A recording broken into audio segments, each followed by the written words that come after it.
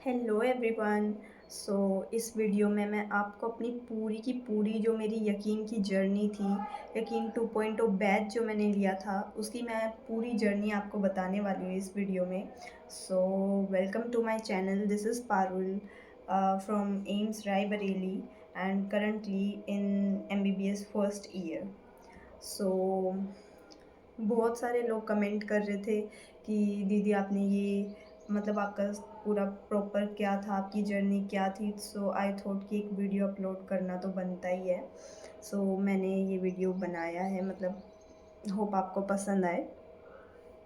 सबसे पहले हम स्टार्ट करते हैं कि मैं कैसे अपने डे को स्टार्ट करती थी। मैं कोशिश करती थी कि मैं जल्दी उठ जाऊँ अराउंड 4 o'clock, बट ऐसा मेरे से डेली हो नहीं पाता था। कभी कभी उठ जाती थी, कभी कभी नहीं उठ पाती थी। सो अराउंड 5:30 6, तो इतने बजे तक तो मैं उठ ही जाती थी। सो 5:30 5 6 इतने बजे से लेके 8 सुबह के 8 बजे तक मैं अपना सेल्फ स्टडी सेशन रखती थी। उसके बाद कॉमन जैसे नहाना और ये सब चीज़ें करने के बाद मैं 8 o'clock से 8 या फिर 8:30 से अराउंड 8:30, सो तब से मैं अपनी जो है रेगुलर क्लासेस लेना स्टार्ट कर देती थी, लेक्चर स्टार्ट कर देती थी। लेक्चर्स को मैं 1.5x की स्पीड पे देखती थी। अब मैंने आपको अपने टीचर्स तो बताए हुए हैं कि फ़िज़िक्स के लिए MR सर थे, फ़िज़िकल केमिस्ट्री के लिए सर्वेश दीक्षित सर थे, और ऑर्गेनिक के लिए पंकज सर, इनऑर्गेनिक के लिए मोहित सर, एंड बॉटनी के लिए तरुण सर, ज़ूलॉजी के लिए MD सर। तो मैंने इन सब टीचर से पढ़ा था।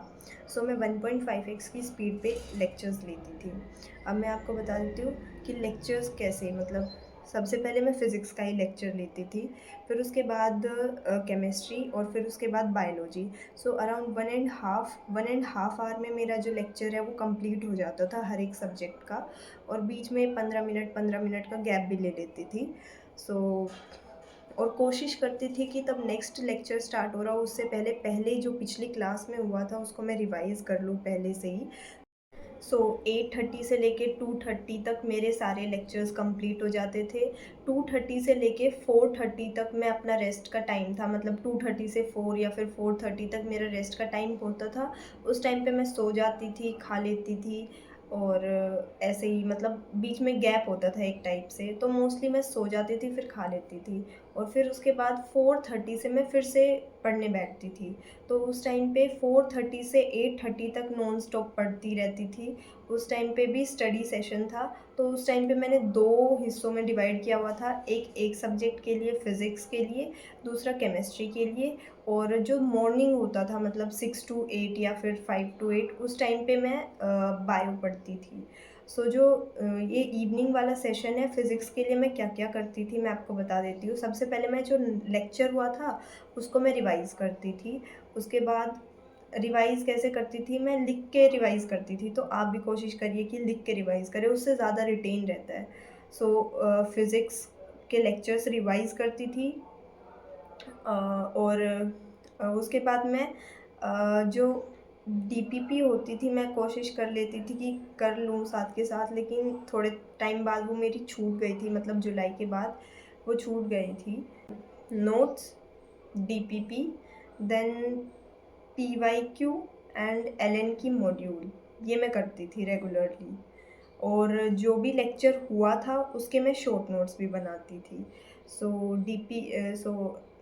सबसे पहले नोट्स रिवाइज़ करती थी, देन डीपीपी कर लेती थी, LN के module, PYQ, and then short notes बना लेती थी। जो करंटली टॉपिक चलता होता था उसका साथ-साथ में बना लेती थी शॉर्ट नोट्स। सो ये था। केमिस्ट्री के लिए मैं नोट्स रिवाइज़ करती थी, नोट्स मस्त था। उसके लिए डीपीपी भी कर लेती थी, कब मतलब डीपीपी मैंने इतनी रेगुलरली नहीं की है, बट करनी चाहिए अगर किसी से हो पाए तो। LN की मॉड्यूल करती थी, एंड PYQ किया था मैंने, और शॉर्ट नोट्स तो मैंने बनाए थे साथ में। ये चीज़ें थी मेरी फिज़िकल केमिस्ट्री के लिए। ऑर्गेनिक के लिए मैंने कुछ चैप्टर के LN के मॉड्यूल किए थे, कुछ के नहीं किए थे। ऑर्गेनिक और इनऑर्गेनिक के लिए मैंने मेनली NCERT पे फ़ोकस किया था। सो एनसीईआरटी के क्वेश्चंस मैंने ज़्यादा किए थे रेदर देन एलएन की मॉड्यूल। सो ऑर्गेनिक के लिए notes, short notes and DPP भी कर लेती थी, और ज़्यादा मैंने एनसीईआरटी रीडिंग में टाइम दिया है इनऑर्गेनिक और ऑर्गेनिक के लिए, और पीवाईक्यू तो थे ही।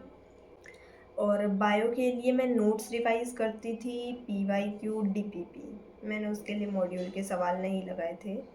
सो नाउ जुलाई तक तो सब कुछ बहुत स्मूथ चल रहा था, एकदम सब कुछ बहुत स्मूथ था, मैंने सारी चीज़ें अच्छे से फॉलो की थी। लेकिन जुलाई के बाद जो हुआ, जुलाई में मेरे दिमाग में अचानक से आया, मतलब मैंने सोच लिया था कि मैं अपना सिलेबस जल्दी कंप्लीट करना चाहती हूँ। मतलब मैंने मन में ले लिया था कि दिसंबर तक मुझे अपना सिलेबस कंप्लीट करना है, उसके बाद मैं ज़्यादा से ज़्यादा मॉक टेस्ट दूँ ताकि मैं ज़्यादा से ज़्यादा इम्प्रूव कर पाऊँ। तो मैंने इसलिए मॉक टेस्ट देने के चक्कर में, मतलब लगाने के लिए, मैंने दिसंबर तक अपना सिलेबस कंप्लीट करना चाहा। उसके लिए मैंने क्या किया, जुलाई में आने के बाद मैंने जो 12th क्लास थी उसको पैरेलल में चला दिया। तो 12th क्लास पैरेलल में मैं हाफ़ हाफ़ लेक्चर हर एक सब्जेक्ट का लेती थी। तो हाफ़ हाफ़ करके 1.5 लेक्चर एक्स्ट्रा हो गया था मेरे लिए। सो उस टाइम पे मैं 12th का लेक्चर भी ले रही हूँ, 11th के साथ में करंट में चल रहे हैं, साथ में सेल्फ स्टडी बहुत हेक्टिक हो गया था। मतलब मैंने इतनी जान लगा दी थी कि भाई मेरी कैपेसिटी के बियॉन्ड हो रहा था। तो मैं इतनी ज़्यादा बर्नआउट हो गई थी, बहुत जल्दी बर्नआउट हो गई थी। फिर मैंने उसको थोड़ा रेगुलरली करने की कोशिश की, तब भी मतलब कैपेसिटी से बाहर जा रहा था। तो एक टाइम ऐसा आया, मैं बहुत ज़्यादा थक गई थी, तो फिर मेरे पढ़ने का बिल्कुल ही मन ही हट गया था कि मैं पढ़ ही नहीं पा रही थी।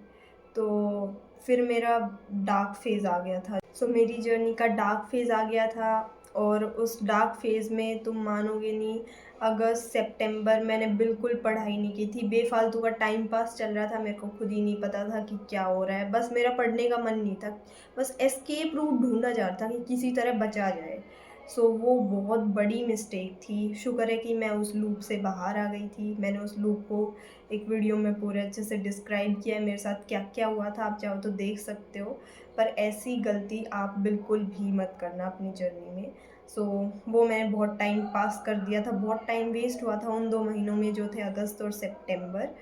सो बट फिर मेरे को थोड़ी अकल आ गई थी अक्टूबर मिड तक, और अक्टूबर के बाद मैंने डिसाइड किया था कि मतलब मेरे को करना है, दिसंबर तक मेरे को अपना सिलेबस कंप्लीट करना है। तो कुछ सिलेबस मेरा लगभग हो गया था पहले, और कुछ बचा हुआ था। फिर मैंने अक्टूबर, नवंबर, दिसंबर इनमें अपनी जान गाड़ के एकदम पढ़ाई की थी बहुत अच्छे से, और मेरा सिलेबस जो है वो दिसंबर एंड तक कंप्लीट हो गया था। सो मैंने नॉन स्टॉप पढ़ाई की थी 3 महीने, और उस टाइम पे मेरा जो सिलेबस था वो दिसंबर के एंड तक कंप्लीट हो गया था। और उस टाइम पे आप सोच रहे होंगे कि इतने सारे लेक्चर लेने के बाद स्टडी टाइम जो है वो सेल्फ स्टडी टाइम डिक्रीज़ हुआ होगा।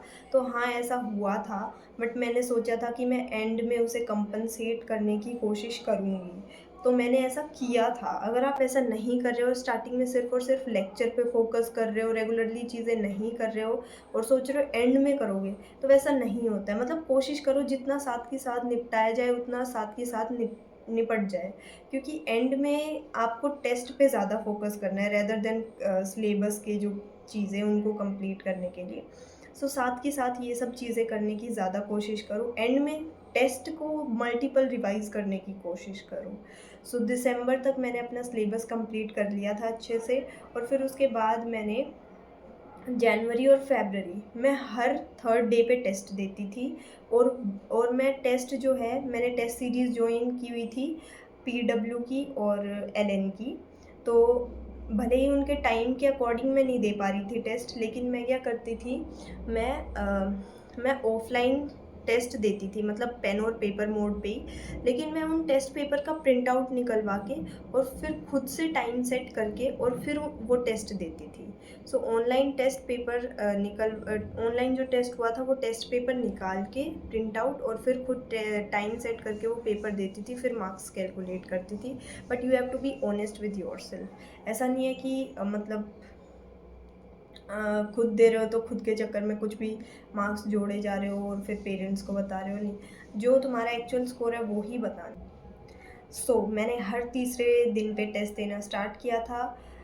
अब जो मेरे टेस्ट की गलतियाँ होती थी, मेरे टेस्ट की गलतियों को मैं वहाँ पे लिख लेती थी, जहाँ पे वो टॉपिक गिवन है, ताकि जब मैं नेक्स्ट टाइम उसे पढूँ तो एक टाइप से वो मेरी नज़रों के आगे से दोबारा से गुज़र जाए। या फिर आप अपने बोल पे भी स्टिक कर सकते हो, जो भी चीज़ें आप मतलब बार-बार भूल जा रहे हो या जो आपकी टेस्ट में गलती है, आप उनको बोल पे भी स्टिक कर सकते हो। मैंने नोटबुक इतनी मेंटेन नहीं की थी, क्योंकि मैं जो मिस्टेक्स थी वो मैं अपनी या तो एनसीईआरटी में हाइलाइट कर देती थी, न्यूमेरिकल है तो उसे अपनी नोटबुक में जहाँ पे वो क्वेश्चन उसी टॉपिक से उसे मैं सॉल्व करके लिख लेती थी। ठीक है? तो मैंने जैन और फ़ेब ये मैंने टॉपिक वाइज़ टेस्ट दिया। देन फ्रॉम मार्च ऑनवर्ड्स मैंने फुल सिलेबस मॉक टेस्ट देना स्टार्ट किया। फुल सिलेबस भी मैं हर थर्ड डे पे देती थी। उसमें इनिशियली मेरा स्कोर बहुत ड्रॉप हुआ था, मतलब 610, 620, 30 इतनी रेंज में चला गया था। लेकिन जैसे-जैसे मतलब फुल सिलेबस अगर आप दे रहे हो तो जितना ज़्यादा रिविज़न बढ़ता जाएगा, जितनी ज़्यादा चीज़ें आपकी सबमिट होती जाएगी, उतना ज़्यादा आपका स्कोर इम्प्रूव होता जाएगा। तो धीरे-धीरे करके उसमें भी मेरा स्कोर इम्प्रूव होके फिर 670, 680 चला गया। हाईएस्ट स्कोर वाज़ 690 जो मेरा नीट का भी स्कोर था। मैंने आखिरी के फिर मैंने पूरा मार्च एंड हाफ ऑफ अगस्त मैंने पूरा फुल सिलेबस मॉक टेस्ट में कवर किया है। मिस्टेक्स को रिवाइज़ किया है, सिलेबस को साथ-साथ रिवाइज़ करती गई, साथ-साथ टेस्ट देती गई। उससे मेरा सिलेबस भी अगेन एंड अगेन कवर हो रहा था और मेरे टेस्ट में मार्क्स भी इम्प्रूव होते जा रहे थे। सो आपको अगर डाउनफॉल भी दिखे, तो उसको कवर करने की कोशिश करो। यूँ नहीं है कि सर पकड़ के बैठ जाओ कि कैसे ही हो गया मेरा डाउन, मतलब मार्क्स आ ही नहीं रहे हैं। सो एक टाइम पे मेरे साथ भी हुआ था, बस बट मेरे को पता था कि ऐसा होता है स्टार्टिंग में, so but I can improve, तो मैंने इम्प्रूव किया था। ये तो ये इम्प्रूव तुम भी कर सकते हो, बट उसके लिए थोड़े एफ़र्ट्स डालने होंगे। देन जो अप्रैल का मंथ था, अप्रैल के मंथ में मैंने हाफ़ मतलब पहले के आधे मंथ में मैंने टेस्ट दिए थे और पेपर से लगभग 1 डेढ़ हफ़्ता पहले मैंने टेस्ट देने बंद कर दिए थे। पेपर से 1 डेढ़ हफ़्ता देने पहले मैंने टेस्ट देने बंद कर दिए थे और बस रिवीजन ही करती थी। तो वो आपकी खुद की अप्रोच है कि आप कैसे करना चाहते हो, वो आपकी खुद की मर्ज़ी है, बट मैंने ऐसा किया था। मैं तो जो लास्ट में आप जो भी करना चाहो वो आपकी खुद की अप्रोच है। हर किसी का अपना अलग होता है, हर किसी की अलग-अलग कंडीशंस या अलग-अलग जो भी प्लानिंग्स रहती है। सो वो हर किसी का अपना अलग है, जो भी आप करना चाहो। So this was my whole journey of Yakeen 2.0 which started on 18 May 2023। So बस यही बात है कि selection is all about consistency, hard work and faith in yourself, nothing else. So अगर आप इन सब चीज़ों में पास हो गए then definitely you are gonna select. But अगर बीच में कहीं भी गड़बड़ाए और एंड तक वो चीज़ नहीं सुधरी या फिर सिर्फ एंड पे ही जाके सुधर रही है, so that wouldn't give you good results. So all the best for your journey or hope that this video helps you a lot. If any problem or any help you want, you can comment down in the comment section. And if you like the video, then do like, share, subscribe the channel for more such videos. Thank you very much.